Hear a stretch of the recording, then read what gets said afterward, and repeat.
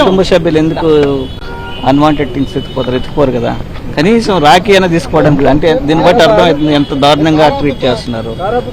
మానసికంగా హింసించాలని, పైశాచిక ఆనందం పొందాలని ఇలాంటివి ఎన్ని చేస్తున్నారు. అవునండి, తీసుకొని ఇవ్వలేదు. ఏడా ఆపేశారు, తీసేసుకున్నారని. అంత అవసరం లేదండి, ఏదో వాళ్ళ హర్యానా కోసం చేస్తున్నారు కానీ ఇది కరెక్ట్ కాదు. ఆయన 3rd time sitting parliament member. ఎలాంటి ఎవిడెన్స్ లేకపోయినా కూడా ఏదో కక్ష సాధింపు చర్యగా పెట్టడం తప్పితే ఇంకొకటి ఏం లేదు.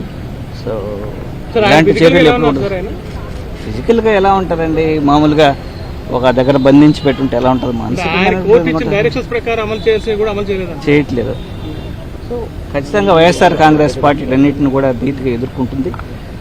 ఖచ్చితంగా కూడా అందరం మానసికంగా దృఢంగా ఉండి, సో వైఎస్ఆర్ కాంగ్రెస్ పార్టీ శ్రేణులన్నీ ముందు కూడా అన్నిటికీ సిద్ధంగా ఉన్నారు. ఇలాంటి కేసులకి భయపడే విధంగా లేరు.